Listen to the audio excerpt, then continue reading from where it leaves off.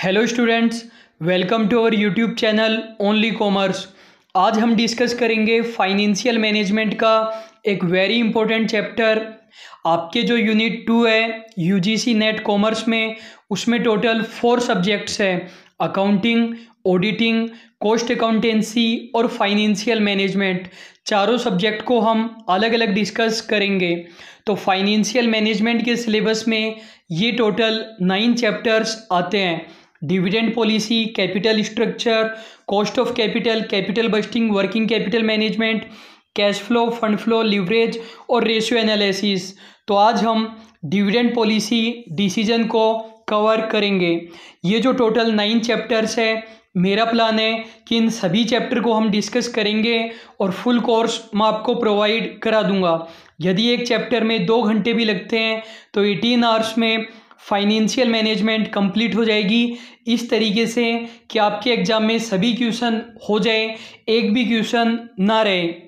तो आज हम डिविडेंड पॉलिसी डिसीजन को बिल्कुल डिटेल में डिस्कस करने वाले हैं। डिटेल्ड वीडियो होने वाला है 1 घंटे का, और इसको हम बिल्कुल डिटेल में इस तरीके से डिस्कस करेंगे कि आपके एग्जाम में सभी क्वेश्चंस हो जाएं। इस वीडियो में हम क्या क्या डिस्कस करने वाले हैं, डिविडेंड के बारे में हम कुछ बेसिक फैक्ट्स देखेंगे। जो डिविडेंड के क्वेश्चन है वो फाइनेंशियल मैनेजमेंट में तो आते ही हैं, अकाउंटेंसी में भी क्वेश्चन डिविडेंड के पूछ लिए जाते हैं। इसके अलावा बिजनेस मैनेजमेंट में भी डिविडेंड के क्वेश्चन पूछे जा सकते हैं, क्योंकि ये कंपनी लॉ का भी पार्ट है, इवन पूछे जाते हैं। फिर हम डिविडेंड के कुछ टाइप्स देखेंगे। जो डिविडेंड डिसीजन थ्योरी है, रेलेवेंट या इररिलेवेंट, उनको हम देखेंगे। Walter model, Gordon model, Modigliani Miller approach, Graham and Dodd model, Lintner model, इनको हम देखेंगे। बर्ड इन हैंड कॉन्सेप्ट हम देखेंगे और प्रीवियस ईयर एमसीक्यूज भी हम देखेंगे। वैसे हम थ्योरीज के साथ साथ ही एमसीक्यूज करते जाएंगे, न कि लास्ट में एक साथ एमसीक्यूज हम करेंगे। टोटल 28 एमसीक्यूज मैंने इंक्लूड किए हैं। दिसंबर 2009 से दिसंबर 2019 तक के यूजीसी नेट के सभी questions, Kerala set, Karnataka set के भी क्वेश्चन मैंने इंक्लूड किए हैं। जो आपके रिसेंट एग्जाम है उनके क्वेश्चन भी मैंने इंक्लूड कर लिए हैं। तो अब हम पहले 12 फैक्ट्स डिस्कस करेंगे डिविडेंड के बारे में। इस चैप्टर में स्टूडेंट जनरली डायरेक्टली थ्योरीज पढ़ लेता है कि कौन सी रिलेवेंट थ्योरीज है, कौन सी रिलेवेंट थ्योरीज है, क्योंकि 70% क्वेश्चंस उनमें से ही पूछे जाते हैं। लेकिन यदि आपको जेआरएफ निकालना है तो यही जो एक्स्ट्रा पॉइंट है यही डिफरेंस क्रिएट करेगा। तो अब हम बिल्कुल बेसिक से 0 लेवल से स्टार्ट करेंगे। 12 basic facts about dividend. Dividend की डेफिनेशन हम सबसे पहले देखते हैं। तो हमारे कंपनीज एक्ट 2013 का सेक्शन 2 सबसेक्शन 35 डिविडेंड की डेफिनेशन देता है: डिविडेंड इंक्लूड इंटरिम डिविडेंड।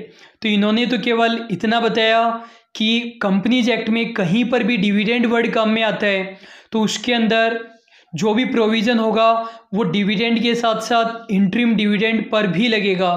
इससे डिविडेंड का मीनिंग हमारा क्लियर नहीं हुआ। तो हमारी खुद की डेफिनेशन है। कहीं पर भी अगर मैं ऑथर्स डेफिनेशन लिखता हूँ तो वो मेरी खुद की बनाई हुई डेफिनेशन है, कॉपी पेस्ट नहीं है। तो डिविडेंड से हम क्या समझते हैं? डिविडेंड का मतलब प्रॉफिट का वो पार्ट जो कंपनी डिस्ट्रीब्यूट करती है अपने शेयर होल्डर्स को कैश में। तो डिविडेंड की डेफिनेशन से आपको क्या पता चला? सबसे पहली बात, डिविडेंड पार्ट है। किसका पार्ट है? प्रॉफिट का पार्ट है, जो जिसका पेमेंट किया जाता है। कौन पेमेंट करता है? कंपनी पेमेंट करती है। किसको पेमेंट करती है? शेयर होल्डर को पेमेंट करती है।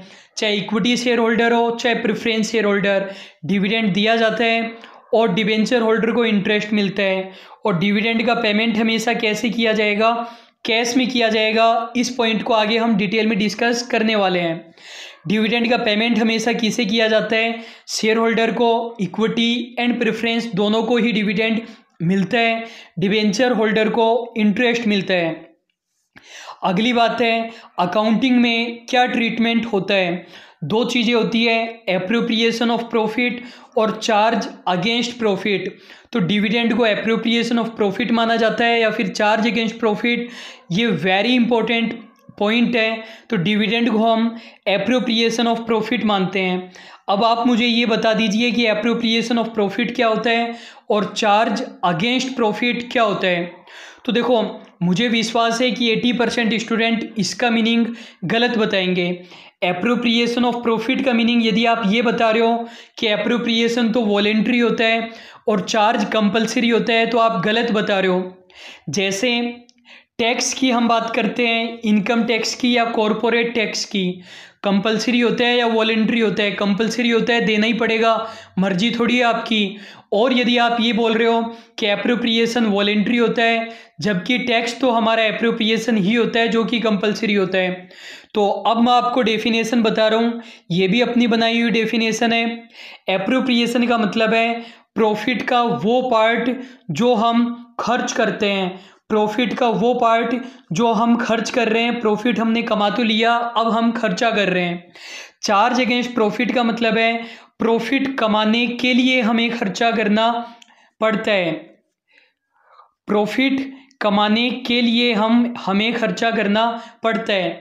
जैसे मान लीजिए, प्रॉफिट कमाने के लिए मैं अच्छे वीडियोज बना रहा हूँ, नोट्स बना रहा हूँ, या फिर प्रिंटर मुझे ख़रीदना पड़ता है, कुछ अच्छे सॉफ्टवेयर ख़रीदने पड़ते हैं, माइक ख़रीदना पड़ता है, लैपटॉप ख़रीदना पड़ता है।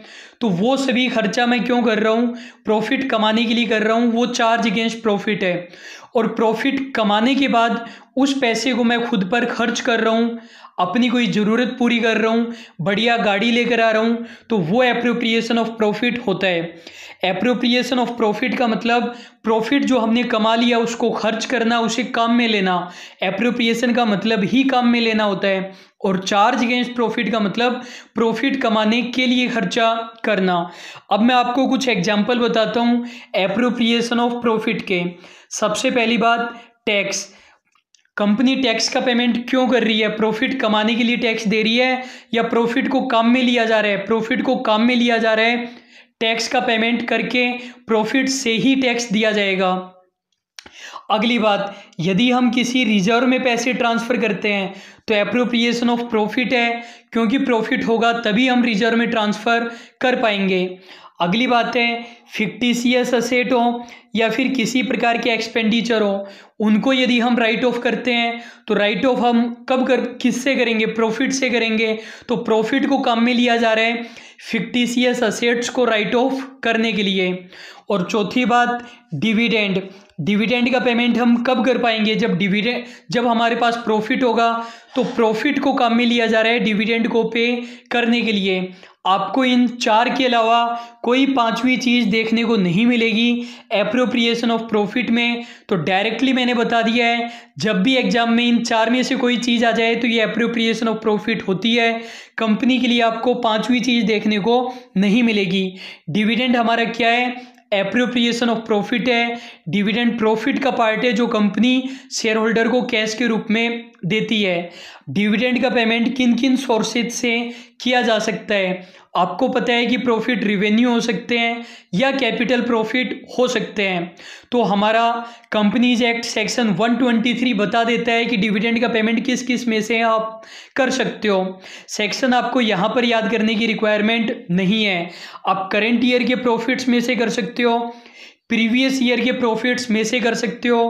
प्रीवियस ईयर प्रॉफिट्स जो कंपनी बैलेंस शीट में P&L अकाउंट या P&L एप्रोप्रिएशन अकाउंट नाम से शो करती है, दोनों ही रेवेन्यू प्रॉफिट होते हैं और होने चाहिए, तभी डिविडेंड अपन दे सकते हैं। फ्री रिजर्व्स में से दे सकती है। आपको पता है कौन कौन से रिजर्व फ्री नहीं होते। आगे जब हम फाइनेंशियल मैनेजमेंट के और चैप्टर्स डिस्कस करेंगे या अकाउंटेंसी हम डिस्कस करेंगे, तब हम डिटेल में इस पर चर्चा करेंगे। या फिर कई बार ऐसा होता है, गवर्नमेंट शेयर होल्डर को गारंटी दे देती है कि भाई लोगों, गवर्नमेंट कंपनी आपको डिविडेंड देगी, नहीं दे तो आप हमारे माथे आना, हम दे देंगे। तो गवर्नमेंट कंपनी डिविडेंड नहीं दे पाई तो गवर्नमेंट कंपनी को पैसा देगी और उस पैसे में से भी कंपनी डिविडेंड दे सकती है। एक तरीके से ये जनरल सब्सिडी हो गई जो कि P&L में ट्रांसफ़र होगी और उसमें से डिविडेंड दिया जा सकता है। नेक्स्ट हमारा पॉइंट है प्रायोरिटी या प्रीफरेंस। यदि कंपनी के पास इक्विटी शेयर और प्रेफरेंस शेयर दोनों है तो पहले पेमेंट किया जाएगा प्रेफरेंस शेयर होल्डर्स को, उसके बाद इक्विटी शेयर होल्डर्स को पेमेंट किया जाएगा। प्रेफरेंस शेयर होल्डर का मीनिंग यही होता है ऐसे शेयर जिनके होल्डर को 2 प्रेफरेंस राइट मिलते हैं, डिविडेंड इनको पहले मिलेगा और जब कंपनी बंद होगी तो कैपिटल भी इनको इक्विटी वालों से पहले मिलेगी। इक्विटी डिविडेंड का तरीका क्या होता है? सबसे पहले बीओडी एनुअल जनरल मीटिंग में प्रपोज करेगा कि भाई लोगों हम आपको 10% डिविडेंड देना चाहते हैं। उसके बाद share holder ordinary resolution pass करेंगे। रिजोल्यूशन पास हो गया तो हम बोलेंगे डिक्लेयर हो गया डिविडेंड। अब बीओडी ने बोला था कि हम आपको 10% डिविडेंड देंगे, तो शेयर होल्डर इस रेट को कम कर सकते हैं या लेने से मना कर सकते हैं, इस रेट को बढ़ा नहीं सकते। ये ऐसे ही है, मान लीजिए कि मैं ऑफलाइन क्लास में स्टूडेंट को कहता हूँ कि आपको चॉकलेट मिलेगी आज, तो प्रपोज कौन कर रहा है? मैं प्रपोज कर रहा हूँ, मैनेजमेंट कर रहा है। जो स्टूडेंट है वो खुद नहीं कह सकते कि हमें चॉकलेट दो, मैं प्रपोज करूँगा। उसके बाद हाँ कौन भरेगा? स्टूडेंट भरेंगे कि हमें चॉकलेट दे दो। अब जो स्टूडेंट है वो या तो हाँ बोल सकते हैं या ना बोल सकते हैं, या कम लेने के लिए बोल सकते हैं कि हम 2 नहीं लेंगे, 1 ही लेंगे, इससे हम मोटे हो जाएंगे, ज़्यादा कैलोरीज हम नहीं लेंगे। ये नहीं बोल सकते कि मैं 2 नहीं मैं 4 लूँगा। तो ये हमारा तरीका होता है। प्रेफरेंस डिविडेंड के लिए क्या तरीका होता है, उससे पहले आप मेरे को एक क्वेश्चन का आंसर दे दीजिए। वैसे मुझे पता है अधिकतर स्टूडेंट गलत बताएंगे। प्रेफरेंस डिविडेंड का पेमेंट करना कंपलसरी होता है क्या? यदि आपका आंसर हाँ है तो आप गलत बता रहे हो। देखो, यदि कंपनी ने किसी साल इक्विटी डिविडेंड डिक्लेयर किया तब तो प्रेफरेंस डिविडेंड ऑटोमेटिकली पेबल हो ही जाएगा, क्योंकि पहले प्रेफरेंस वालों को देना पड़ेगा तभी इक्विटी वालों को आप दे सकते हो। यदि किसी साल कंपनी इक्विटी डिविडेंड डिक्लेयर नहीं कर रही है लेकिन कंपनी चाहती है कि प्रेफरेंस वालों को तो हम देंगे, तो यहाँ पर शेयर होल्डर का रिजोल्यूशन नहीं होता है, बीओडी बोर्ड रिजोल्यूशन पास करेगा और डिक्लेयर कर देगा कि हम प्रेफरेंस शेयर होल्डर को डिविडेंड देंगे।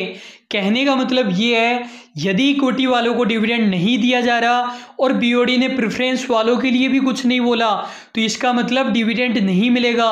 Preference share holder debenture holder के जैसे क्लेम नहीं कर सकते कि हमारा डिविडेंड तो ऑटोमेटिकली पेबल हो गया। जब डिविडेंड पेबल किया जाएगा, डिक्लेयर किया जाएगा, फॉर्मल डिक्लेरेशन की जाएगी, तभी प्रेफरेंस डिविडेंड पेबल होता है। ये बहुत अच्छे पॉइंट है, ये आपके बिजनेस मैनेजमेंट, अकाउंटेंसी, एफएम सभी जगह काम में आएंगे।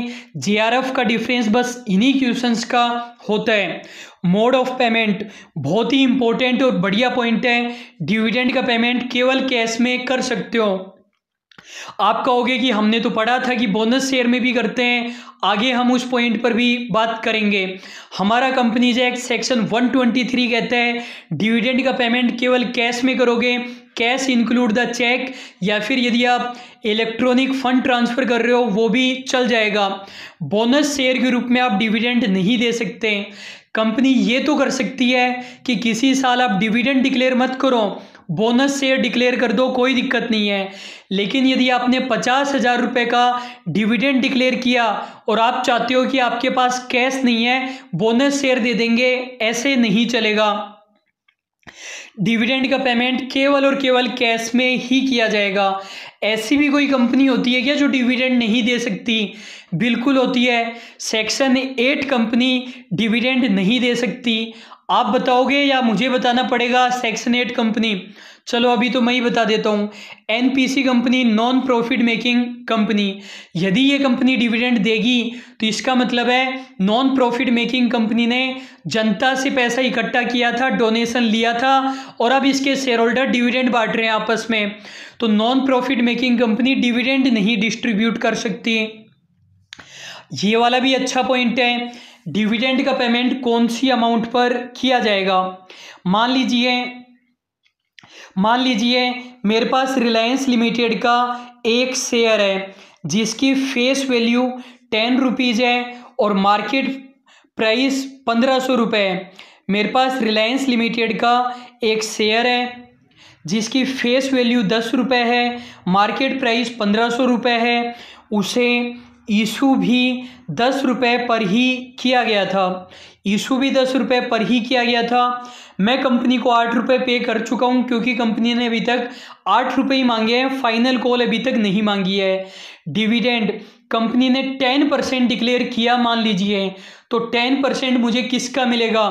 प्रॉफिट का मिलेगा या फिर फेस वैल्यू का मिलेगा, पेड अप अमाउंट का मिलेगा?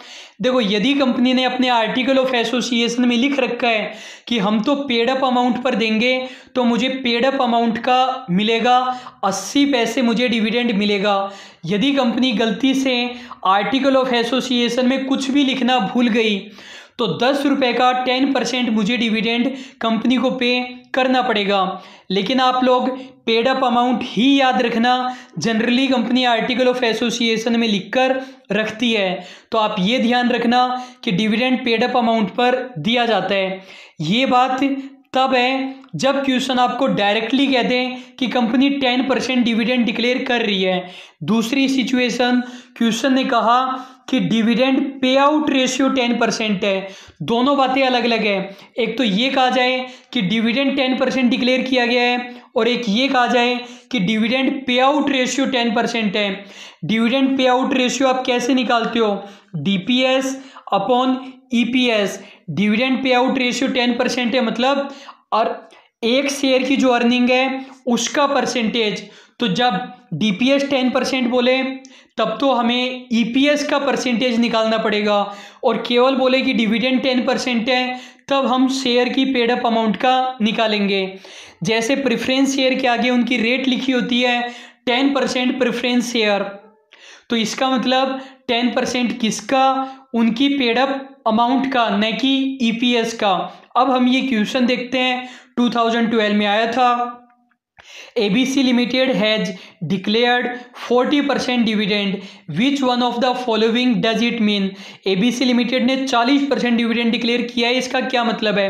Company has declared 40% of net profit as dividend. The company has declared 40% of profit after tax. The company will provide dividend 40% on issued capital. Company will provide dividend 40% on paid up capital. यदि आप live नहीं देख रहे हैं तो video को stop करके सोच सकते हैं, तो डी हमारा करेक्ट आंसर हो जाएगा। 1 और 2 में तो प्रॉफिट का 40% बोल रहे हैं और सी वाले में इशूड कैपिटल बोल रहे हैं, डी हमारा करेक्ट आंसर हो जाएगा। नेक्स्ट हमारा पॉइंट है कि डिविडेंड का पेमेंट कितने टाइम के अंदर अंदर करना पड़ेगा। सेक्शन 127 ये कहता है डिक्लेयर करने के 30 डेज के अंदर आप पेमेंट कर दो। यदि अपन ने चेक भेज दिया तो ये माना जाएगा पेमेंट हो गया। अब मैं आपको एक टॉपिक हमारा क्लियर हो चुका है, 12 फैक्ट्स अबाउट डिविडेंड। अब ये हमारा सेकंड टॉपिक है, टाइप्स ऑफ डिविडेंड। तो इस टॉपिक में हम टोटल 10 टाइप्स के डिविडेंड पढ़ने वाले हैं। डिविडेंड किस किस टाइप का हो सकता है? कैश डिविडेंड, जिसका पेमेंट कैश में किया जाता है जैसा कि कंपनीज एक्ट कहता है। स्टॉक डिविडेंड, यहाँ पर स्टॉक का मतलब होता है शेयर स्टॉक, तो ऐसा डिविडेंड जिसका पेमेंट बोनस शेयर में किया जाता है। आप कहोगे कि अभी तो आपने बताया था सेक्शन 123 कि कैश में नहीं दे सकते। देखो, वो जो सेक्शन है वो इंडिया के कंपनीज एक्ट का है, और ये जो हम टाइप्स पढ़ रहे हैं ये यूनिवर्सल टाइप्स है, हर कंट्री के लिए है। तो किसी कंट्री में हो सकता है कि अलाउ हो बोनस शेयर में डिविडेंड का पेमेंट करना, तो ये हमारा जनरल कॉन्सेप्ट है। अपन ये कह सकते हैं स्टॉक डिविडेंड वो है जिसका पेमेंट बोनस शेयर में करते हैं, लेकिन ये इंडिया में अलाउ नहीं है। इसी से मिलता जुलता कॉन्सेप्ट होता है स्टॉक स्प्लिट डिविडेंड। यदि आपने डिविडेंड के रूप में बोनस शेयर एग्जिस्टिंग शेयर के 25% या उससे भी ज़्यादा इशू कर दिए तो इसे स्टॉक स्प्लिट डिविडेंड कहा जाएगा। स्क्रिप्ट या बॉन्ड डिविडेंड किसे कहते हैं? कंपनी की पोजीशन खराब है, पैसे नहीं है देने के लिए, कंपनी ने प्रोविजरी नोट ही दे दिया कि हम आपको बाद में डिविडेंड दे देंगे, अभी जान खाना बंद करो, तो उसे स्क्रिप्ट या बॉन्ड डिविडेंड कहा जाता है। लिक्विडिटी डिविडेंड क्या होता है? जब कंपनी अपनी कैपिटल का ही पेमेंट कर देती है, कैपिटल का पेमेंट करने का मतलब क्या है? कंपनी के पास प्रॉफिट नहीं था तो कंपनी ने शेयर होल्डर को उनकी कैपिटल ही लौटा दी। छठा पॉइंट इंपॉर्टेंट है, हो सकता है सभी को समझ में नहीं आए। लिक्विडिटी डिविडेंड का मतलब क्या है? कंपनी के पास प्रॉफिट तो था नहीं डिविडेंड देने के लिए, लेकिन शेयर होल्डर को तो हर साल डिविडेंड चाहिए, तो कंपनी ने कैपिटल का ही पेमेंट कर दिया। आप कहोगे कि डिविडेंड तो प्रॉफिट में से दिया जाता है, कैपिटल का कैसे कर दिया? देखो, पहली बात, यदि कंपनी किसी भी तरीके से डायरेक्टली इनडायरेक्टली किसी भी तरीके से यदि शेयर होल्डर को उनकी कैपिटल का पेमेंट करती है तो ये अलाउ नहीं है, इलीगल है। जैसे आप प्रेफरेंस शेयर का रिडम्पशन करते हो तो वो कैपिटल का ही पेमेंट है, लेकिन आप प्रॉफिट में से पैसा निकालकर सीआरआर में डाल देते हो, इसलिए वो अलाउ होता है। इसी तरीके से आप बाईबैक ऑफ इक्विटी शेयर करते हो तो वो भी कैपिटल का ही पेमेंट है, लेकिन तब भी वहाँ पर आप सीआरआर क्रिएट करते हो, इसीलिए करते हो। तो हम ये कह सकते हैं लिक्विडिटी डिविडेंड में कंपनी कैपिटल का पेमेंट करती है, लेकिन ये भी अलाउ नहीं है। अगला है ऑप्शनल डिविडेंड। ऑप्शनल डिविडेंड में कंपनी शेयर होल्डर को पूछती है कि बताओ शेयर में लोगे या डिविडेंड कैश में लोगे। कॉम्पोजिट डिविडेंड, थोड़ा सा कैश में थोड़ा सा काइंड में। फिर 8th 9th और 10th पॉइंट हमारा इंपॉर्टेंट है। 8, 9, 10 पॉइंट को अच्छे से समझना। यहाँ पर मैं जो पॉइंट बता रहा हूँ उन्हीं पॉइंट को मैं रेफर करूँगा कैश फ्लो स्टेटमेंट पढ़ाते वक्त, वहाँ पर हो सकता है फिर से बताना मेरे लिए पॉसिबल नहीं हो पाए। परपोज डिविडेंड क्या होता है? अभी मैंने आपको बताया था बीओडी प्रपोज करता है, शेयर होल्डर डिक्लेयर करते हैं, तो बीओडी पहले बोर्ड मीटिंग में बोर्ड रिजोल्यूशन पास करके डिसाइड करता है कि इस साल 10% प्रपोज करें, 12% करें कि 8% करें। तो बीओडी ने बोर्ड मीटिंग में बोर्ड रिजोल्यूशन पास करके डिसाइड कर लिया कि 8% प्रपोज करेंगे, तो वो प्रपोज डिविडेंड हो गया। प्रपोज डिविडेंड वो नहीं है जिसे प्रपोज किया जा चुका है, ये वो डिविडेंड है जिसे प्रपोज किया जाएगा। अब देखो, कंपनी की बैलेंस शीट 31 मार्च को बनाई जाती है या 31 मार्च की पोजीशन को शो करती है? फिर से पूछता हूं, कंपनी की बैलेंस शीट 31 मार्च को बनाई जाती है या 31 मार्च की पोजीशन को शो करती है? कंपनी की बैलेंस शीट 31 मार्च रात को 11:59 की पोजीशन को शो करती है, जबकि बनाई बाद में जाती है। ये थोड़ी है कि अकाउंटेंट रात को बैठेगा और पूरी बैलेंस शीट तैयार कर देगा। हो सकता है अप्रैल में बनाई हो, मई में बनाई हो, लेकिन बैलेंस शीट 31 मार्च को रात को 11:59 की पोजीशन को शो करती है कि तब डेटर कितने के थे, बिल्डिंग कितने की थी, तब क्या था, फर्नीचर था नहीं था, बाद में हमने खरीदा बेचा, इससे मतलब नहीं है। तो कहने का मतलब बीओडी ने बोर्ड मीटिंग में बोर्ड रिजोल्यूशन पास करके ये तो डिसाइड कर लिया कि हम 8% देंगे, लेकिन एजीएम में प्रपोज करेगा तो एजीएम तो बहुत बाद में होगी। पहले अकाउंट्स बनेंगे, उसके बाद ऑडिट होगी, फिर अकाउंट्स को शेयर होल्डर के घर पर भेजा जाएगा, तब जाकर एनुअल जनरल मीटिंग होगी, तो वो तो सितंबर अक्टूबर में होगी। तो बैलेंस शीट में जो आपको डिविडेंड दिखाई देता है लायबिलिटी साइड में, वो डिविडेंड कौन सा होता है? प्रपोज डिविडेंड होता है, जो बीओडी ने अभी तक प्रपोज नहीं किया है, और वो करंट लायबिलिटी भी नहीं है क्योंकि बीओडी ने अभी तक प्रपोज ही नहीं किया है।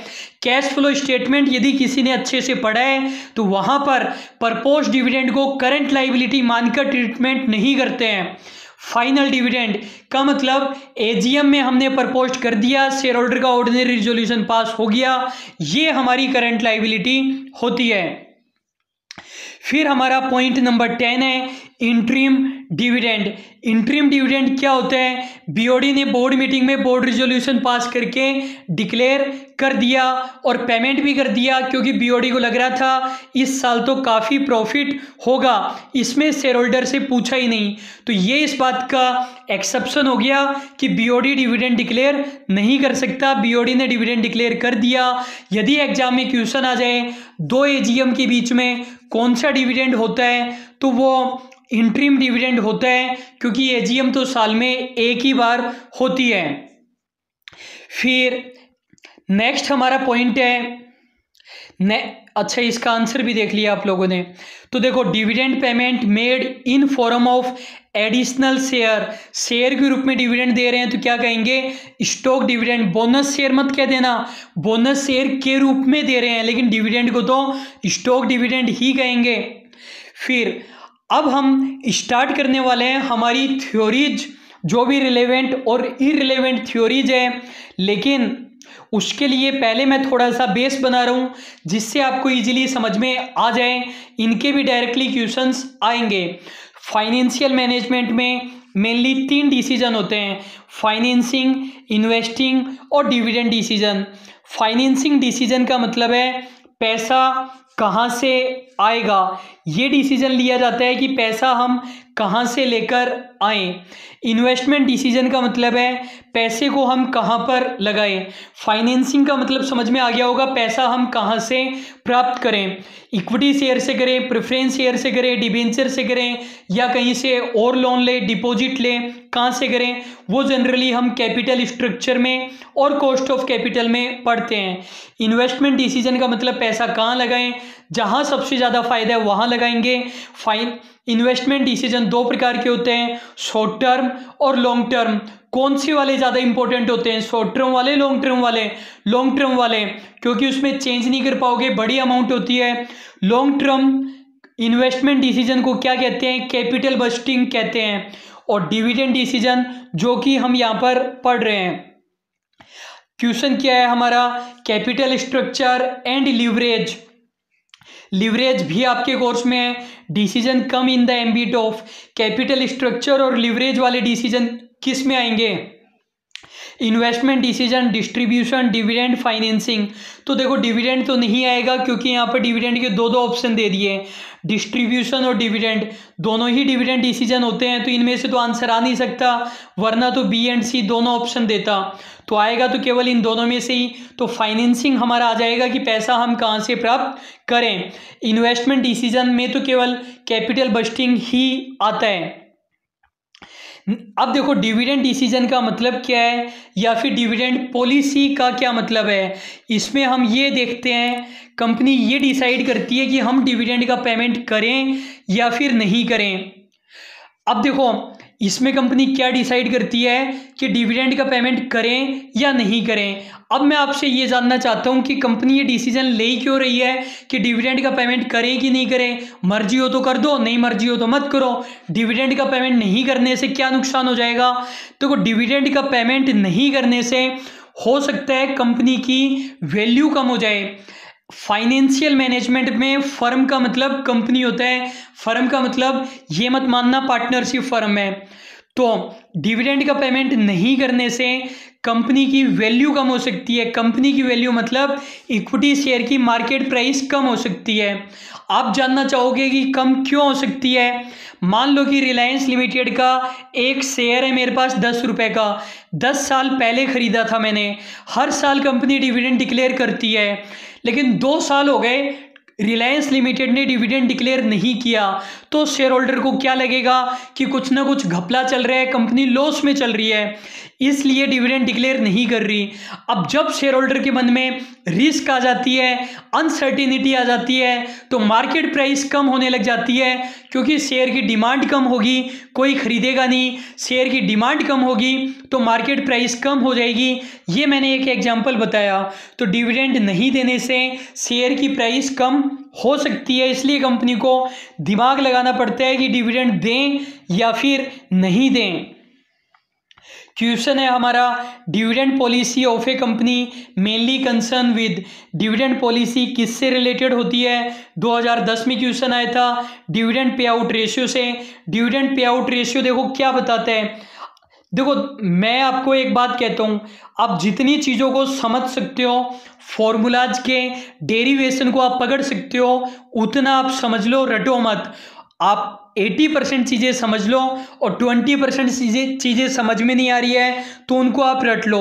यदि आप अभी तक उल्टा करते आए हैं, 80% को यदि आप रटते आए हैं, तो देखो JRF तो आपका नहीं निकलेगा, नेट निकल जाएगा। हो सकता है आपको मेरी बात बुरी लगे, लेकिन सच यही है। धीरे धीरे आप अपने एटीट्यूड में चेंज लाओगे तो चीज़ें आप लोगों के लिए आसान होती जाएगी। तो ये हमारा जो डिविडेंड पे आउट रेशियो है, ये देखो साफ साफ क्या बता रहे हैं, यदि DPS 10 है और EPS 50 है, आंसर हमारा 20 आया, तो साफ साफ ये क्या बता रहे हैं कि हम प्रॉफिट का कितना परसेंट डिविडेंड दे रहे हैं, यही तो बता रहे हैं। 1:5 यदि हमारा DPS है, डिविडेंड पे आउट रेशियो है, तो इसका मतलब 5 रुपये का प्रॉफिट होता है एक शेयर पर, तो 1 रुपये का हम डिविडेंड देते हैं। तो ये बोल रहे हैं डिविडेंड पॉलिसी बताती है डिविडेंड पे आउट रेशियो के बारे में कि डिविडेंड कितना दें, और स्टेबिलिटी ऑफ डिविडेंड के बारे में। स्टेबिलिटी का मतलब कंपनी ने पॉलिसी बना रखी है कि हम तो हर साल 8% डिविडेंड देते हैं। आंसर क्या आएगा, दोनों ही हमारे करेक्ट हैं। नेक्स्ट हमारे क्वेश्चन है, assertion tax should not be charged on dividend income from the share holder, कि कंपनी ने शेयर होल्डर को डिविडेंड दे दिया, अब कम से कम शेयर होल्डर पर टैक्स नहीं लगाना चाहिए। असर्शन क्या कहते हैं, some economist are of the opinion that when tax already been paid on the profit of the company and balance is distributed as dividend to the owner, tax need not be levied on them. देखो बिल्कुल सही बात है, company को यदि 100 रुपये का profit हुआ, कंपनी ने 30 रुपये का टैक्स पे कर दिया। आसान सिंपल एग्जाम्पल ले रहे हैं, कॉम्प्लिकेशंस में हम नहीं जा रहे हैं। इस 70 रुपीज़ का ही तो कंपनी ने डिविडेंड पे किया है, और आप डिविडेंड पर फिर से टैक्स लगा रहे हो। कई बार गवर्नमेंट कंपनी पर ही टैक्स लगा देती है कि अच्छा 70 रुपये का डिविडेंड दे रहे हो, फिर से DDT लगेगा, और कई बार कंपनी पर नहीं लगा के शेयर होल्डर पर लगा देती है कि तुम्हारी तो इनकम हो रही है, तो एक ही इनकम पर डबल टैक्स लगा दिया। तो ये होना चाहिए क्या, नहीं होना चाहिए, तो दोनों ही हमारे करेक्ट हो जाएंगे, ए हमारा करेक्ट आंसर हो जाएगा। फाइनेंशियल मैनेजमेंट का मेन ऑब्जेक्टिव क्या होता है, वेरी इंपॉर्टेंट है, वेल्थ मैक्सिमाइजेशन फाइनेंशियल मैनेजमेंट का मेन ऑब्जेक्टिव होता है। इसके अलावा भी काफ़ी सारे ऑब्जेक्टिव होते हैं। कहने का मतलब फाइनेंशियल मैनेजमेंट के जो 9 चैप्टर मैंने आपको बताए, उन 9 के 9 चैप्टर हम क्यों पढ़ रहे हैं, वेल्थ मैक्सिमाइजेशन के लिए पढ़ रहे हैं। वेल्थ मैक्सिमाइजेशन का ही दूसरा नाम है फर्म की वैल्यू बढ़ाना, इसी का ही तीसरा नाम है इक्विटी शेयर की मार्केट प्राइस को बढ़ाना। अब देखो 2 चीज़ें होती है, ROI और KE। इन दोनों का कॉन्सेप्ट यदि आपको समझ में आ जाएगा तो न केवल ये वाला चैप्टर बल्कि बहुत सारे चैप्टर्स में आपको हेल्प मिल जाएगी। आपको समझना है, रटना नहीं है। यदि आपको रटना ही था तो मैं 20 मिनट में भी इस वीडियो को ख़त्म करा सकता था। ROI का ही दूसरा नाम होता है इंटरनल रेट ऑफ रिटर्न। अगली बात जो KE होता है मतलब कॉस्ट ऑफ कैपिटल, इसी का ही अगला नाम होता है कैपिटलाइजेशन रेट। कैपिटलाइजेशन रेट कह सकते हो या फिर इक्विटी कैपिटलाइजेशन रेट कह सकते हो।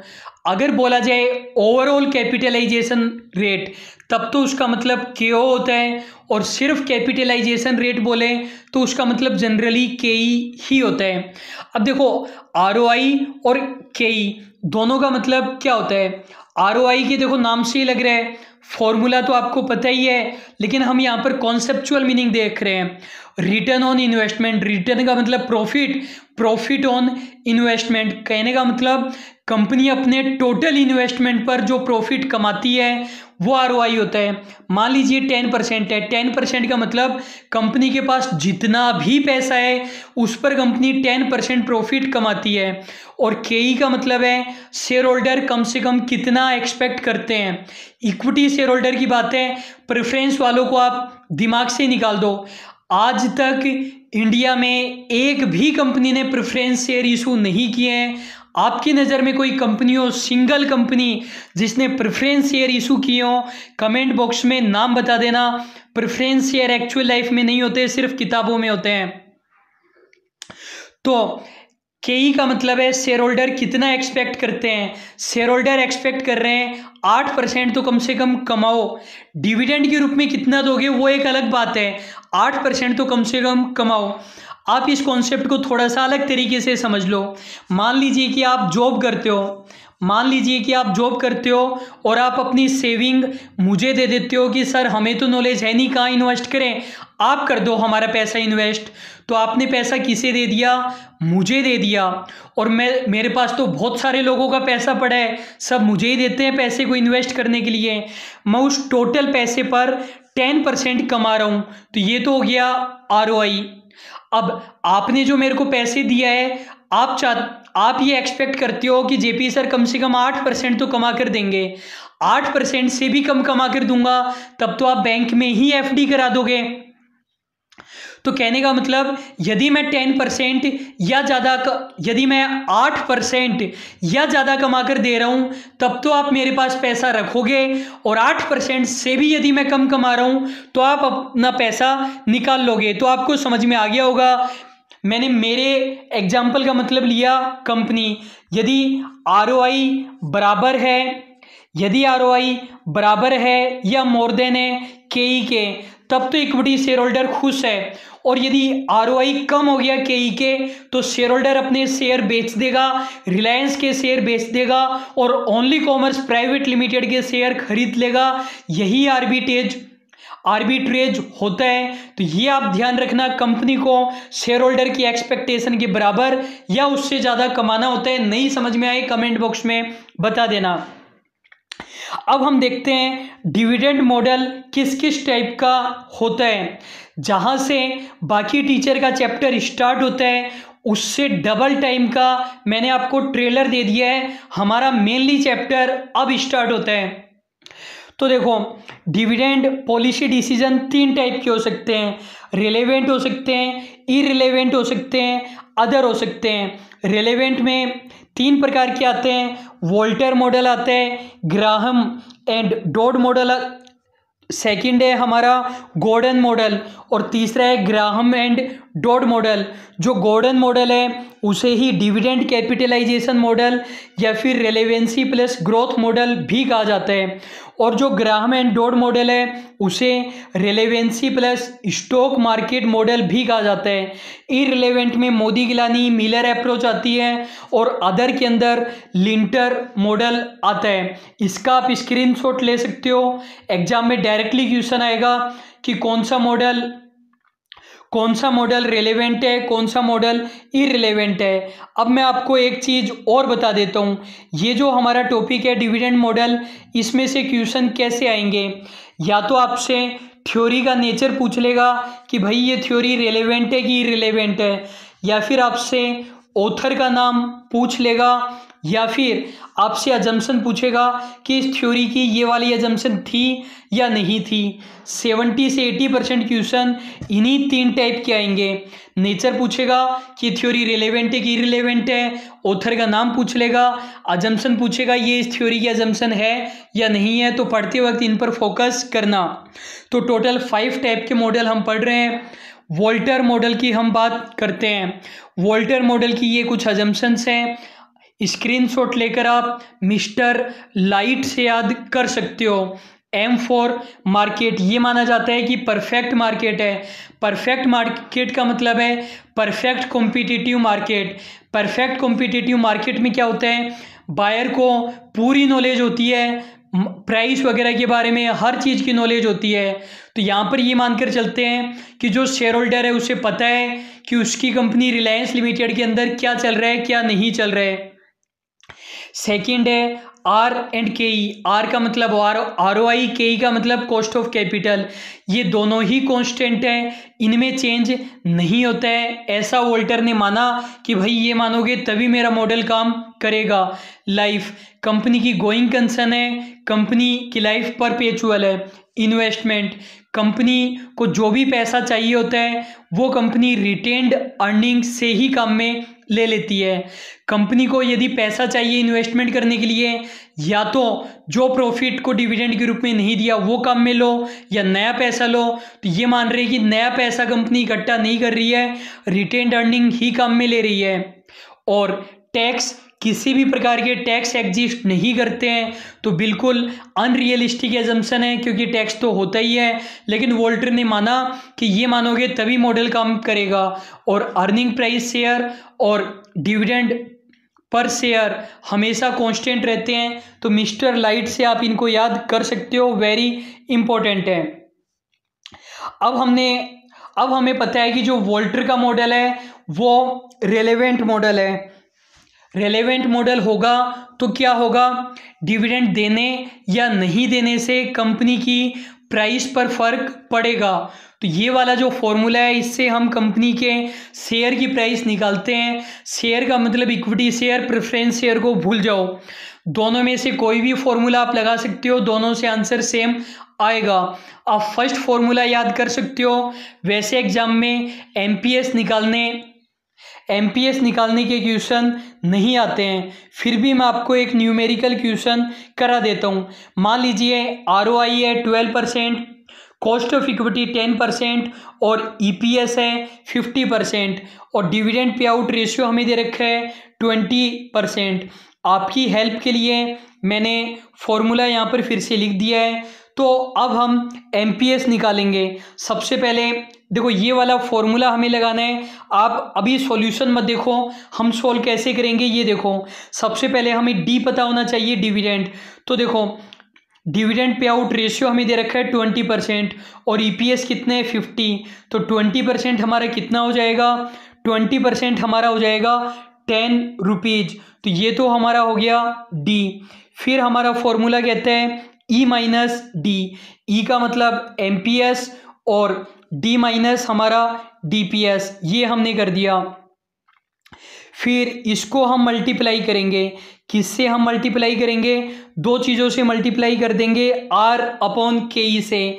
आर है हमारा 0.12 और डिवाइडेड बाय के ई है हमारा 0.10। तो 0.10 हम कह सकते हैं और इस पूरे फॉर्मूले को हम डिवाइड कर देंगे के ई से। के ई हमें दे रखा है 0.10। तो बिल्कुल डिक्टो यहीं पर ऐसा ही मैंने यहाँ पर किया है। और बोर्ड मास का फॉर्मूला आपको पहले से पता होगा कि हम कैसे बड़ी कैलकुलेशन को सॉल्व करते हैं। आप यहाँ पर बस ये चीज़ें याद रखो, पहले हम डिवाइड करते हैं, फिर मल्टीप्लिकेशन करते हैं, फिर हम एडिशन करते हैं, फिर हम सब्सट्रैक्ट करते हैं। तो फिर 50 में से 10 के 40 आया और 40 को हम इससे मल्टीप्लाई कर देंगे 1.2 से, तो 580 हमारा करेक्ट आंसर आ जाएगा। आप स्क्रीनशॉट लेकर इसको अच्छे से समझ सकते हो। फिर डिविडेंड डिसीजन क्या होगा, अभी मैंने आपको बताया था कंपनी को कोशिश करनी चाहिए आरओआई को केई के बराबर या ज़्यादा रखने की। आप पैसा मुझे देते हो और आप एक्सपेक्ट करते हो कि 8% में कमा कर दूंगा। 8% हमारा केई है और मैं कितना कमा रहा हूँ वो आरओआई है। तो यदि आरओआई ज़्यादा है केई से, तो आपको पैसा रिटर्न कर देना चाहिए या मेरे पास रखना चाहिए, मेरे पास ही रखना चाहिए। कहने का मतलब डिविडेंड बिल्कुल भी मत दो। ये ग्रोथ फर्म है कि मैं बढ़िया काम कर रहा हूँ, कांस्टेंट फर्म। आप 8% एक्सपेक्ट करते हो, मैं भी 8% ही कमा रहा हूँ, तो कोई फ़र्क नहीं पड़ता पैसा अपने पास रखो या मेरे पास। तो डिविडेंड दो या मत दो, न्यूट्रल रहेगा, कोई फ़र्क नहीं पड़ेगा। आप एक्सपेक्ट करते हो 8% में कमा रहा हूँ, 7% पूरा ही डिविडेंड दे दो, मैं अपने पास पैसा नहीं रखूँगा, 100% डिविडेंड दे देना चाहिए। अब हम कुछ क्वेश्चन देखते हैं। A view that dividend policy of the firm has a bearing on share valuation advocated by James E. Walter is based on which one of the following assumption? एक व्यू डिविडेंड पॉलिसी का जिसमें firm के share valuation पर dividend का फर्क पड़ता है, इस जो कि जेम्स ई वॉल्टर ने दिया था। तो इनमें से कौन सी अजम्पशन है, हमें करेक्ट अजम्पशन को ढूंढना है। Retained earning is only source of financing, cost of capital does not remain constant, cost of capital does not remain constant, all the above. B और सी हमारा रिपीट हो गया है। सी वाले में आप कर लो आरओआई कर लो कि जो आरओआई है वो कांस्टेंट नहीं रहता है। तो ए हमारा करेक्ट आंसर हो जाएगा, केवल रिटेन्ड अर्निंग से ही हम पैसा कलेक्ट करते हैं। विच one of the following assumption is not included, अब हमें बताना है कौन सा वोल्टर मॉडल की अजम्पशन नहीं है। All financing are by retained earning only. No change in key variables such as EPS and DPS. Firm has finite life. All earning are distributed as dividend or invested internally immediately. ये देखो बिल्कुल सही है। मैं पैसे का क्या करूँगा, या तो आपको दे दूंगा या कहीं इन्वेस्ट करके पैसा कमाऊंगा। ये थोड़ी उसे खाली रखे रखूँगा। हमारा आंसर आ जाएगा यहाँ पर सी कि कंपनी की लाइफ फाइनिट नहीं है, इनफिनिट लाइफ है। कंपनी कंटिन्यूसली चलती रहेगी। अगला क्वेश्चन है, which one of the following source of capital doesn't involve flotation cost. Flotation cost का मीनिंग आपको पता होगा, शायद मैं आपको बताना भूल गया। फ्लोटेशन कॉस्ट का मतलब इशू कैपिटल, इशू कॉस्ट। मान लीजिए आपको 1 लाख रुपए के लोन की ज़रूरत है, आपको 1 लाख रुपए के लोन की ज़रूरत है, तो लोन लेने के लिए आपको बहुत कुछ करना पड़ेगा। कई लोगों को फ़ोन घुमाना पड़ेगा, बैंक के चक्कर लगाने पड़ेंगे, फिर भी लोन नहीं मिलेगा तो किसी ब्रोकर को पकड़ोगे, ब्रोकर को कमीशन देना पड़ेगा, उसके अलावा वो कुछ और खर्चे लेगा, बैंक भी फॉर्मेलिटी के खर्चे लेगा, प्रोसेसिंग फीस लेगा। तो लोन को प्राप्त करने में जो भी खर्चा लगा वो फ्लोटेशन कॉस्ट होती है। कंपनी के केस में प्रोस्पेक्टस की कॉस्ट हो गई, डिबेंचर या इक्विटी शेयर या प्रेफरेंस शेयर का पब्लिक इशू लाएगी लिस्टेड कंपनी, तो प्रोस्पेक्टस इशू करना कंपलसरी होता है, उसकी कॉस्ट आएगी। अंडरराइटिंग कमीशन हो गया, ब्रोकरेज हो गया, ये सभी फ्लोटेशन कॉस्ट है। तो रिटेन्ड अर्निंग की फ्लोटेशन कॉस्ट नहीं होती, क्योंकि इसमें हम पैसा कलेक्ट थोड़ी कर रहे हैं, जो कमाया वो डिविडेंड नहीं दिया बस शेयर होल्डर को। अगला क्वेश्चन है, the relationship between DPS and EPS, दोनों में रिलेशन को हम क्या कहेंगे, डिविडेंड पे आउट रेशियो कह देंगे। रेशियो वाला चैप्टर काफ़ी इंपॉर्टेंट है। वैसे एफएम के सारे चैप्टर ही इंपॉर्टेंट है, हर एग्जाम में क्वेश्चन आता है, हर चैप्टर से आता है, बल्कि 2-2 क्वेश्चन आते हैं हर चैप्टर से। आप ये मान सकते हो एफएम से 15 क्वेश्चन आपके हर नेट एग्जाम में आते हैं। आपको मीनिंग समझना है, पीई रेशियो के नाम से लग रहा है, पी का मतलब प्राइस, ई का मतलब अर्निंग, तो एमपीएस अपॉन ईपीएस हो गया ऑपरेटिंग रेशियो और डिविडेंड यील्ड रेशियो। तो यहाँ पर डीपीएस और ईपीएस में पूछा था इन्होंने relationship, dividend pay out ratio हमारा करेक्ट आंसर हो चुका है। Which one of the following is growth firm, कब कहेंगे कि मैं ग्रो कर रहा हूँ, जब आर ज़्यादा होगा के से। नेक्स्ट हमारा क्वेश्चन है, according to Walter firm should pay 100% dividend, कब पैसा मुझे अपने पास नहीं रखना चाहिए, आपको आपका पैसा लौटा देना चाहिए, जब आर कम हो के से। नेक्स्ट हमारा क्वेश्चन है, according to Walter model if r is the internal rate of return, g is the growth rate and k is the cost of capital, then under which of the following condition the optimal dividend pay out ratio is 100%, कब पूरा का पूरा dividend दे देना चाहिए, जब are कम हो के से। एक मॉडल हमारा हो चुका है, टोटल 5 मॉडल हमें पढ़ने हैं। सेकंड हमारा मॉडल है गॉर्डन मॉडल। स्टूडेंट आपको कमेंट बॉक्स में एक बात बतानी है और ज़रूर से बतानी है, ये जो हमारे फाइनेंशियल मैनेजमेंट के 9 चैप्टर्स हैं, पहला ऑप्शन है हम 1.5-2 घंटे जितने भी टाइम का वीडियो बनता है उतनी देर का वीडियो बनाकर 9 वीडियो के अंदर ही फाइनेंशियल मैनेजमेंट को कवर कर लें, या फिर आप चाहते हैं कि आधे घंटे की वीडियो बनाऊं, तो डिविडेंड वाला तो एक ही वीडियो बनाया है, फिर हम कैपिटल स्ट्रक्चर को भी 4-5 वीडियो में, रेशियो को भी 4-5 वीडियो में। तो जो तरीका आपको बढ़िया लगे वो बता देना, जिसके सबसे ज़्यादा वोट आएंगे वो तरीका मैं फॉलो करूँगा। और अगर किसी भी चीज़ के लिए वोट नहीं आया तो मैं मानकर चलूँगा आपको फाइनेंशियल मैनेजमेंट की रिक्वायरमेंट नहीं है। तो देखो सेकंड हमारा मॉडल है गॉर्डन मॉडल, नाम याद रखना, इसे ही डिविडेंड कैपिटलाइजेशन मॉडल कहा जाता है, और इसी का ही तीसरा नाम होता है रिलेवेंसी प्लस ग्रोथ मॉडल। तो ये भी रेलेवेंट मॉडल है। इसकी एजम्पशन क्या रहेगी, मिस्टर लाइट प्लस डेप्ट, जो 6 हमने पढ़ी थी वो आ जाएगी, और 7वां डेप्ट भी आ जाएगा। वैसे वोल्टर मॉडल के अंदर भी आप ये 7 पॉइंट ले सकते हो, डेप्ट वाला पॉइंट भी वहाँ पर ले सकते हो। वहाँ पर हमने पढ़ा था नया पैसा केवल रिटेन्ड अर्निंग से ही आप काम में लेते हो, इन्वेस्टमेंट आर फाइनेंस्ड थ्रू डेप्ट ओनली, तो वहाँ पर भी ये पॉइंट आ जाएगा। ये 7 पॉइंट हम पहले ही पढ़ चुके हैं। ये मॉडल क्या कहता है, ये भी वही बात कहता है, आर यदि, ये भी यही बात कहते हैं, आर यदि ज़्यादा हो के से तब तो आप डिविडेंड 0% दो, यदि इक्वल हो तो दो या मत दो, मर्जी है, कम हो तो 100% दे दो। बिल्कुल रेलेवेंट मॉडल है। यहाँ पर हम इक्विटी शेयर की मार्केट प्राइस कैसे कैलकुलेट करेंगे, तो ये हमारा फॉर्मूला हो जाएगा। एक न्यूमेरिकल मैं आपको करवा देता हूँ। क्वेश्चन है हमारा, only commerce limited having share capital of ₹10 lakh of ₹10 each, total 1 lakh share है, 10 रुपये के एक, 10 लाख रुपए की शेयर कैपिटल हो गई। It distributed dividend at the rate 20%, annual growth rate in dividend expected is 2%। हर साल डिविडेंड 20% देते हैं, या पिछली साल 20% दिया था, और ग्रोथ रेट 2% है। Expected rate of return on equity capital is 15%। ये रिटर्न ऑन इक्विटी बोल रहे हैं, तो ये केई की बात कर रहे हैं। Calculate MPS of equity share. देखो हम इसमें एमपीएस कैसे कैलकुलेट करते हैं, D1 अपॉन KE माइनस जी।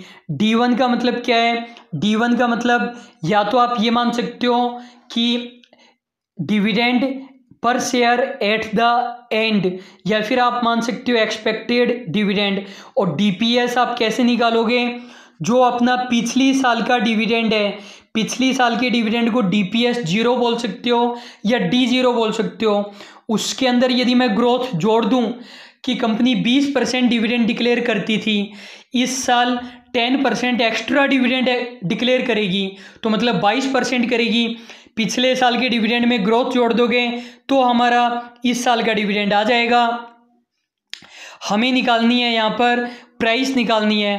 प्राइस के लिए हम फॉर्मूला लगाएं, उससे पहले हमें निकालना पड़ेगा DPS1 निकालना पड़ेगा। DPS1 का फॉर्मूला हमारा क्या है, पिछले साल का डिविडेंड प्लस ग्रोथ। तो यहाँ पर शेयर कितने रुपए का है, 10 रुपये का। डिविडेंड कितना % डिक्लेयर करती है, 20%। यहाँ पर डिविडेंड पे आउट रेशियो नहीं दिया है, डिविडेंड दिया है 20%, तो 20% हो जाएगा 10 रुपीज़ का हो जाएगा। ये मानते हुए कि 10 रुपीज़ पेड अप है, तो 2 रुपये हमारा पिछले साल का डिविडेंड हो गया। ग्रोथ रेट है हमारी 2%, तो ये आप जोड़ दोगे, 2 रुपये में 2% जोड़ोगे तो 2.04 हमारा करंट ईयर का डिविडेंड आ जाएगा। अब आपको एमपीएस निकालनी है, बिल्कुल आसान है। ये हमारा फॉर्मूला है, तो सबसे पहले डीपीएस लिख दो और फिर इसको डिवाइड कर देना है दो चीज़ों से, KE माइनस जी। KE हमारा 15% है तो 0.15 हो गया, और जी हमारा 0.02 हो जाएगा।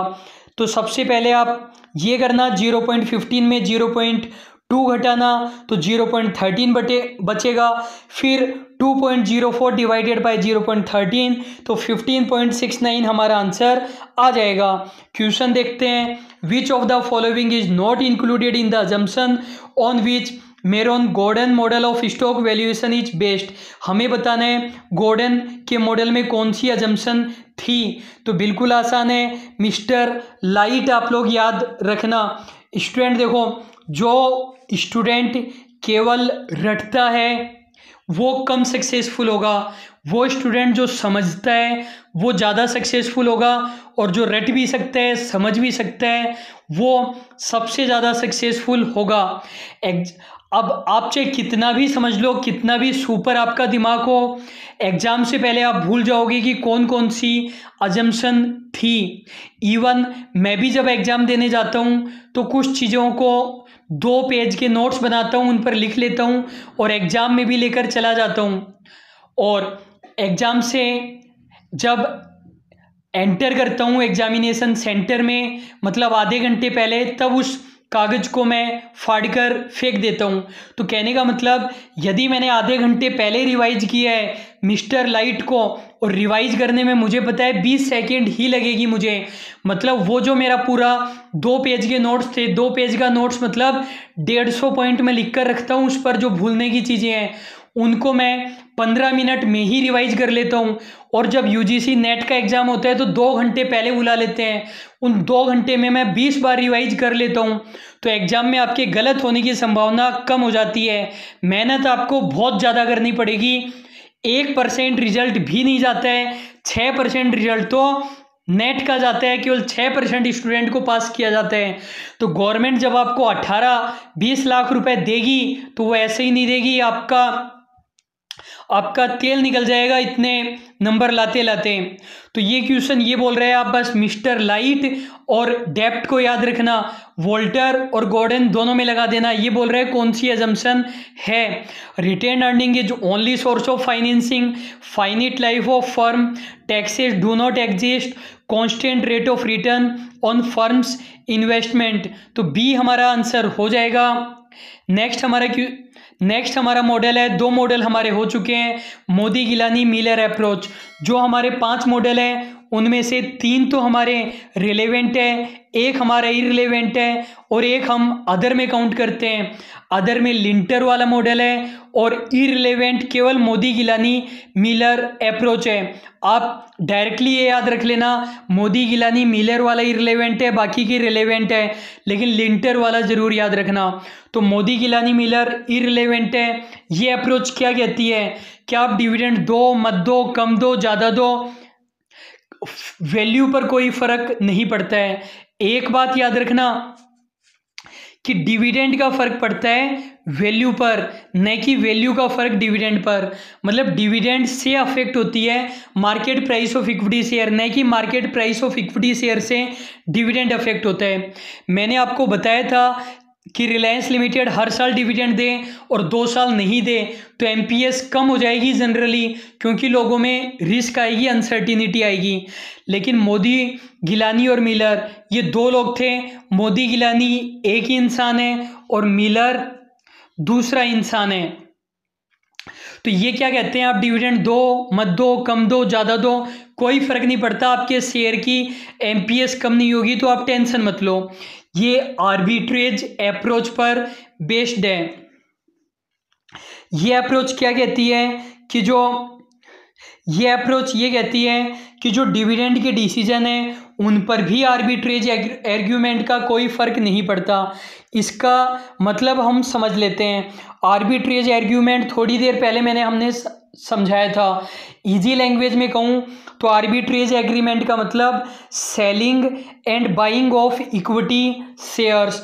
यदि मैं आपकी एक्सपेक्टेशन पूरी नहीं करूँगा तो आप क्या करोगे, अपना पैसा वापस ले लोगे और किसी अदर पर्सन को पकड़ोगे जो इन्वेस्टमेंट मैनेजर का काम करें। तो ऐसे ही शेयर होल्डर करते हैं, उस कंपनी के शेयर बेच देंगे, दूसरी कंपनी के शेयर खरीद लेंगे। तो एक कंपनी के शेयर बेचना, दूसरी की खरीदना, यही आर्बिट्रेज आर्ग्यूमेंट कहलाता है। अब आर्बिट्रेज आर्ग्यूमेंट का वैल्यू पर मतलब प्राइस पर और डिविडेंड पर फर्क कैसे नहीं पड़ता। देखो बाकी के जो 2 मॉडल हमने पढ़े, वोल्टर और गॉर्डन, वो ये कहते थे डिविडेंड अगर आप नहीं दोगे और कॉस्ट ऑफ इक्विटी ज़्यादा है तो आपकी एमपीएस डाउन हो जाएगी। लेकिन ये क्या कहते हैं, देखो यदि कंपनी को प्रॉफिट हुआ, उससे पहले आप मेरे को एक चीज़ बताइए, मान लीजिए कि कंपनी बंद हो गई तो हम सारी एसेट्स को बेचेंगे। सारी एसेट्स को बेचोगे तो पहले लोन का पेमेंट करोगे या शेयर होल्डर का पेमेंट करोगे। फिर से पूछता हूँ, कंपनी बंद हो रही है मान लीजिए एक, तो हम सारी एसेट्स को बेच देंगे। सारी एसेट्स को बेचकर पहले लोन का पेमेंट करोगे या शेयर होल्डर का? लोन का पेमेंट करेंगे और उसका भी सीक्वेंस होता है। अकाउंट्स में लिक्विडेशन वाला चैप्टर आपने पढ़ा ही है। तो पहले लोन का पेमेंट करेंगे फिर शेयर होल्डर का। शेयर होल्डर में भी प्रेफरेंस शेयर होल्डर का करोगे कि इक्विटी का? पहले प्रेफरेंस का फिर इक्विटी का, मतलब पहले लोन का फिर प्रेफरेंस शेयर होल्डर का फिर इक्विटी का। लेकिन खास बात यह है, लोन वालों को और प्रेफरेंस वालों को तो उतना ही पैसा वापस मिलेगा जितना उन्होंने दिया था, कुछ एक्स्ट्रा नहीं मिलेगा। लेकिन इक्विटी वालों को तो बहुत ज़्यादा भी मिल सकता है, बहुत कम भी मिल सकता है। मान लीजिए रिलायंस लिमिटेड के पास टोटल 100 ही शेयर है और एक शेयर मेरे पास है, तो मैं रिलायंस लिमिटेड का कितने % का शेयर होल्डर हो गया? 1% का। कहने का मतलब मैं रिलायंस लिमिटेड का 1% का पार्टनर हूँ।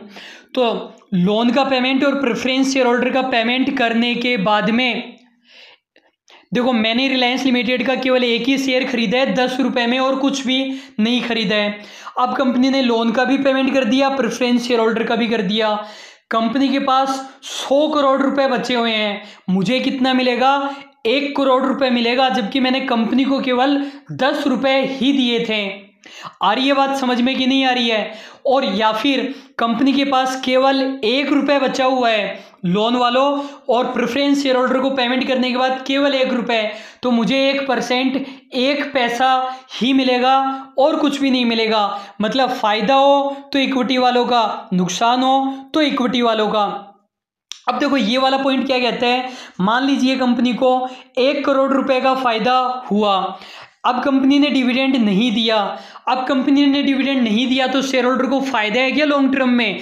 बिल्कुल फायदा है। यदि कंपनी ने 1 करोड़ में से डिविडेंड नहीं दिया तो ये पैसा कंपनी के पास ही तो पड़ा रहेगा, कंपनी के पास पड़ा रहेगा तो लास्ट में मिलेगा तो शेयर होल्डर को ही ना।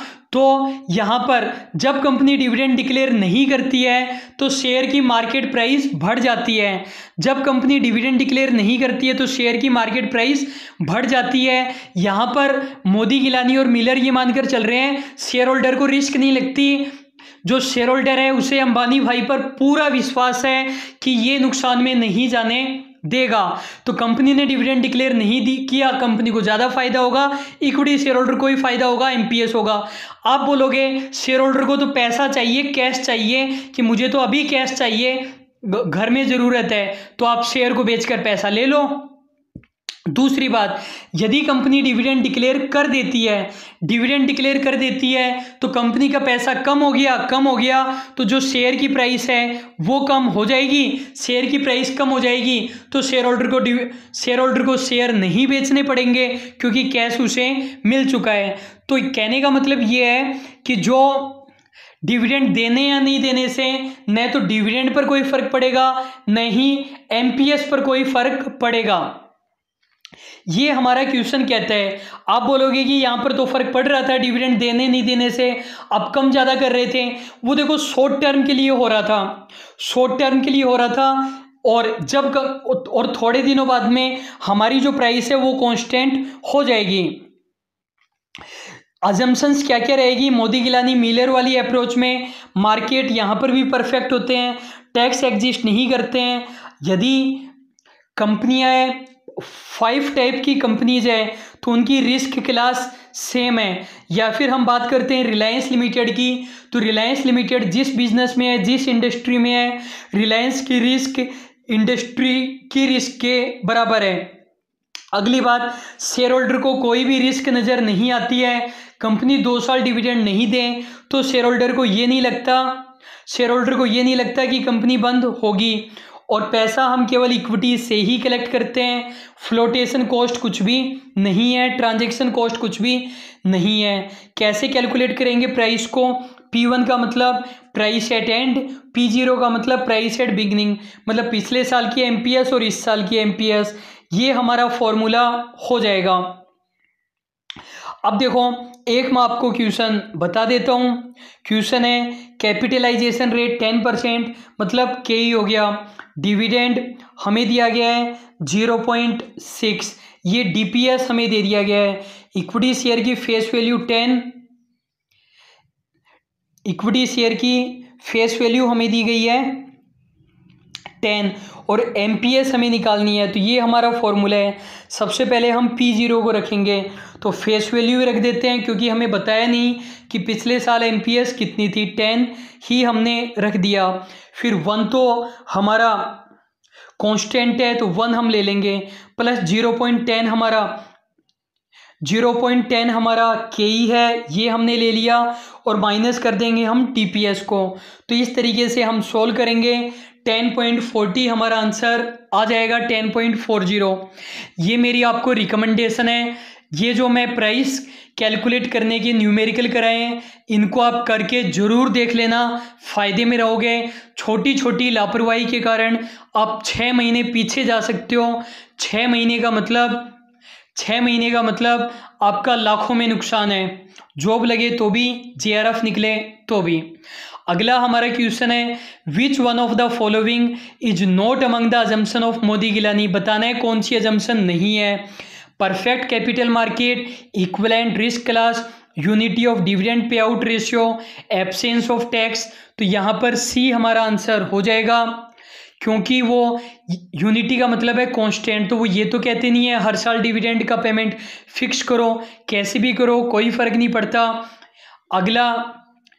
अगला हमारा क्वेश्चन है, who formulated the following model for estimating the market price of equity share.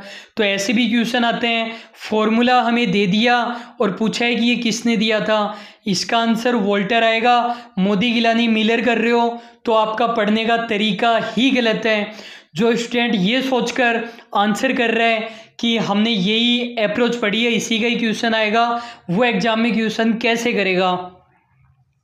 Next हमारा क्वेश्चन है, dividend इररिलेवेंस hypothesis is employed in. तो इररिलेवेंस अप्रोच तो एक ही होती है, एमएम अप्रोच। नेक्स्ट है हमारा, which of the following is not the assumption of Modigliani Miller irrelevance theory. बताना है कौन सी अजम्पशन नहीं है। नो पर्सनल और corporate income tax, dividend policy has its effect on firm cost of equity, capital investment policy is independent of its dividend policy, stock flotation और transaction cost does not exist. तो यहाँ पर हमारा answer आ जाएगा dividend policy has its effect, क्योंकि ये तो इररिलेवेंस है तो इफेक्ट नहीं होता। नेक्स्ट हमारा क्वेश्चन है, dividend irrelevance theory of share valuation was propounded by Modigliani and Miller. Next हमारे क्वेश्चन है, आप देख रहे हो कि कितने आसान क्वेश्चन आते हैं, और यदि आप ये चैप्टर छोड़कर जाते हो तो 2 क्वेश्चन आप एग्जाम में छोड़कर आते हो। Dividend is not relevant in determining the value of the company. तो इररिलेवेंसी की बात कर रहे हैं, मोदी गिलानी मिलर हमारा आंसर हो जाएगा। नेक्स्ट हमारा क्वेश्चन है, dividend irrelevancy argument of MM model is based on. किस पर बेस्ड है, hedging, issue of debenture, liquidity, arbitrage. Arbitrage हमारा आंसर हो जाएगा। हेजिंग शायद मैंने आपको इंटरनेशनल बिजनेस में बताया था, रिस्क को कम करने का तरीका होता है, फिर कभी हम डिटेल में डिस्कस करेंगे, ये वीडियो पहले ही काफ़ी डिटेल में है।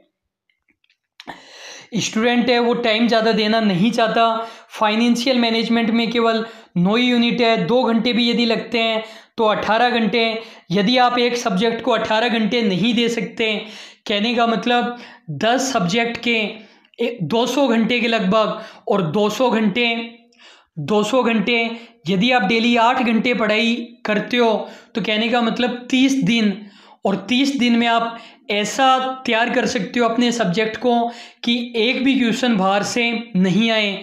लेकिन स्टूडेंट यूट्यूब को एक पढ़ने का जरिया नहीं मानता, वो ये मानकर चलता है 15 मिनट का वीडियो मिले बस देखकर चला जाऊं। जो हमारा रिजल्ट 0 कुछ % रहता है वो इसीलिए रहता है क्योंकि ऐसे स्टूडेंट कम होते हैं। किसी भी इंसान की सक्सेस में 60% से ज़्यादा योगदान आपके एटीट्यूड का है। अच्छे नोट्स, अच्छे टीचर, अच्छी बुक, आपका दिमाग, मेरा पढ़ाने का तरीका, वो सब मिलकर मैक्सिमम से मैक्सिमम 30% क्रिएट करते हैं। जब आप ये कसम खा लोगे कि मुझे तो निकालना ही है और बेस्ट तरीके से निकालना है, पहली बार में ही निकालना है, तब आपका एग्ज़ाम क्लियर होगा। हर बार ऊपर से मैटर को करके चले जाओ, हर बार वही रिजल्ट आना है। बिल्कुल डिटेल में कुछ भी नहीं छोड़कर जाना, बिल्कुल बढ़िया से करके जाओगे तब रिजल्ट शानदार आएगा। वैसे मुझे पता है मेरे चैनल पर कुछ बहुत बढ़िया स्टूडेंट जुड़ चुके हैं जिनका इस बार JRF होने वाला है। Which one of the following is not an assumption of Modigliani Miller hypothesis. बताना है कि कौन सी अजम्पशन नहीं है। Homogeneous risk class, no taxes, perfect capital market, 100% retention. D हमारा आंसर हो जाएगा। ये थोड़ी कहता है कि 0% डिविडेंड दो।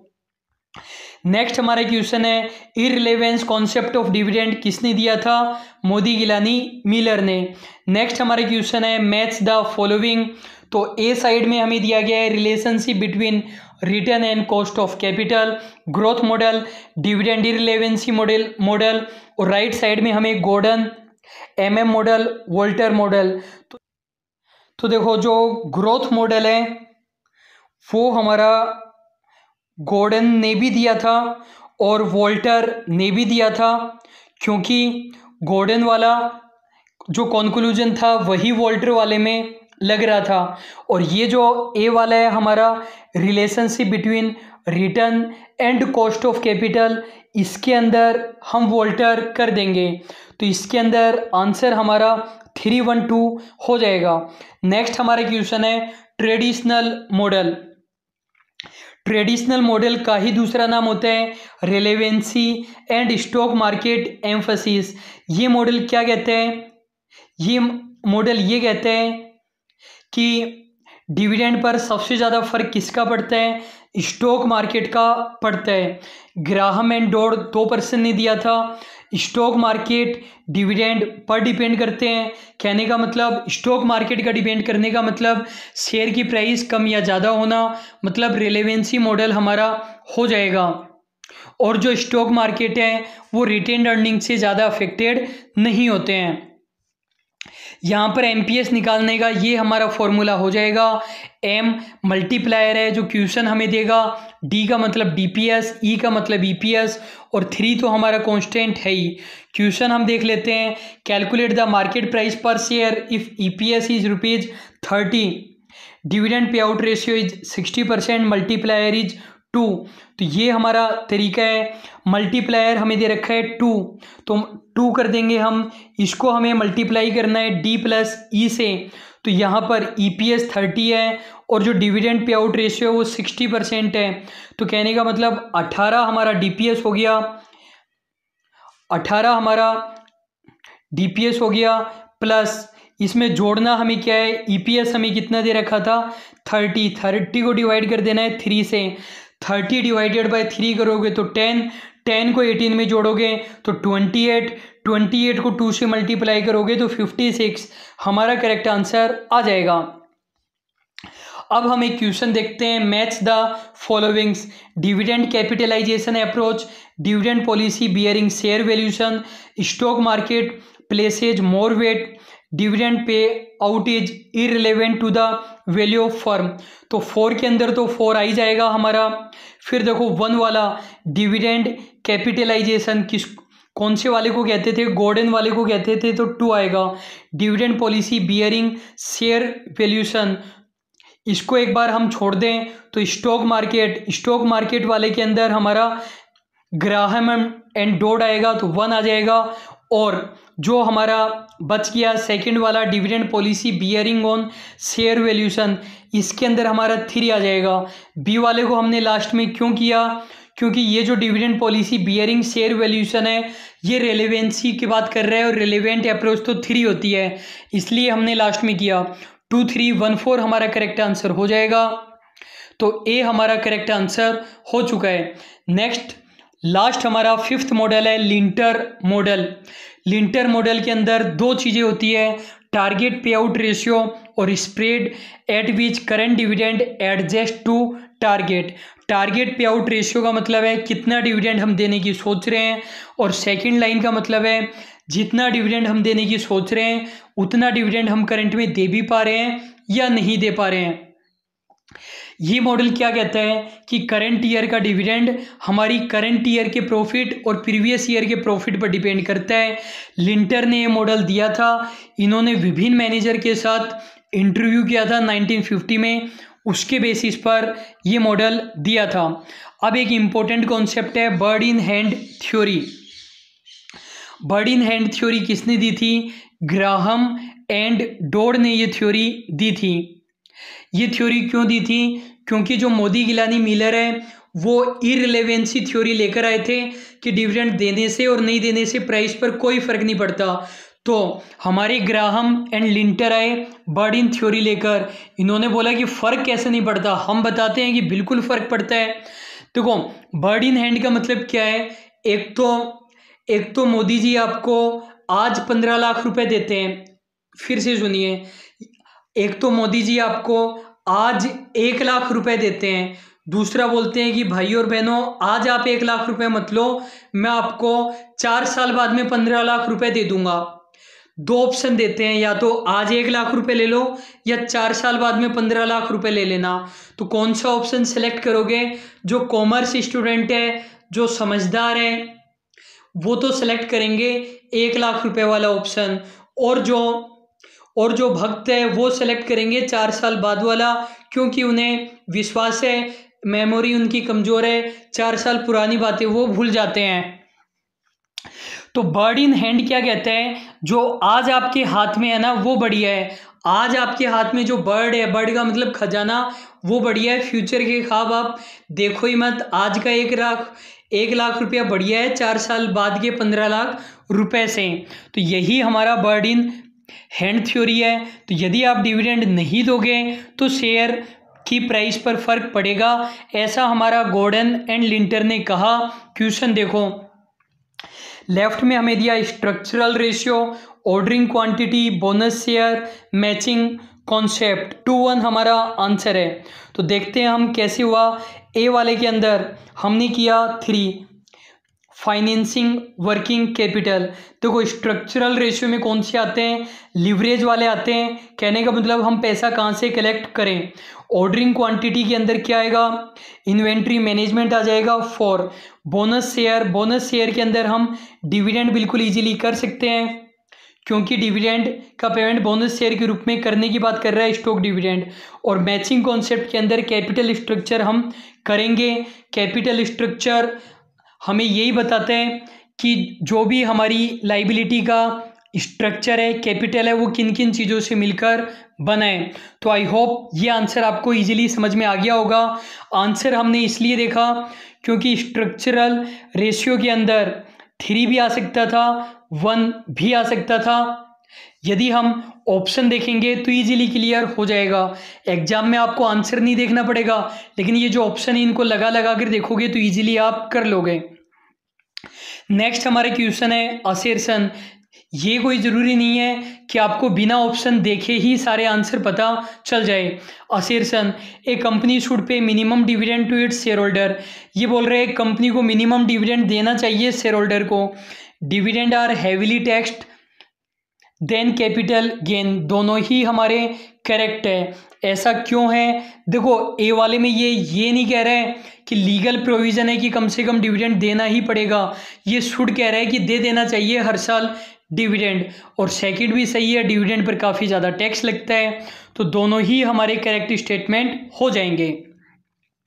नेक्स्ट हमारा क्वेश्चन है which of the following statement are correct. Dividend pay out ratio refers to the portion of total earning which is distributed among equity shareholder.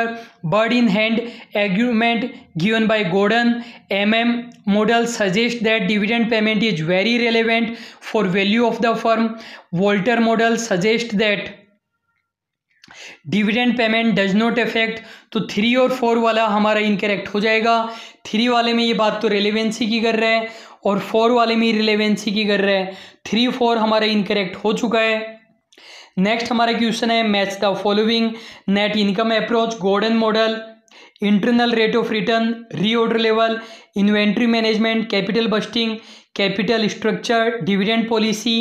ए वाले के अंदर हमारा 3 आ जाएगा। यदि आपने कैपिटल स्ट्रक्चर पढ़ा है तो नेट इनकम अप्रोच या नेट इनकम थ्योरी भी आपने पढ़ी होगी।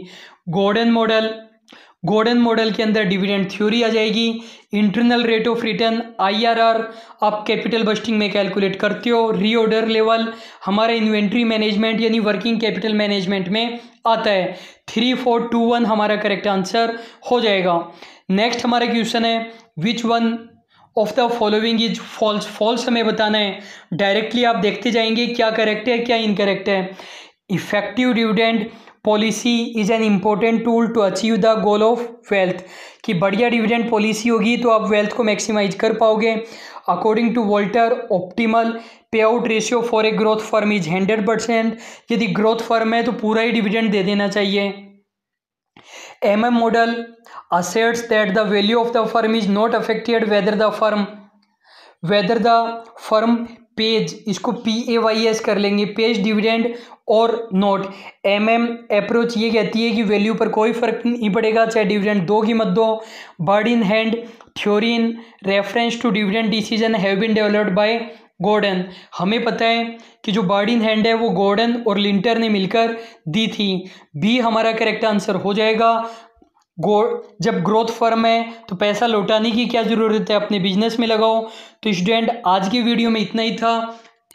आपको वीडियो कैसा लगा लाइक ज़रूर करना और ये आपको ज़रूर बताना है कि आप जो हमारे प्रैक्टिकल सब्जेक्ट है फाइनेंशियल मैनेजमेंट के एक एक वीडियो में कवर करना चाहते हो इसी तरीके से, या फिर हम टॉपिक वाइज कवर कर लें कि एक दिन हमने वोल्टर मॉडल को कवर किया, फिर रिलेवेंसी थ्योरी, मतलब इस तरीके से हम कवर करें एग्जाम में ज़रूर। तो कमेंट बॉक्स में आपको ज़रूर बता देना है, जैसे वोट आएंगे वैसे ही मैं स्टार्ट करूँगा। और कोई भी कमेंट नहीं आया तो एफएम के आगे की वीडियोज़ आने में बहुत ज़्यादा टाइम लग जाएगा। Thank you so much.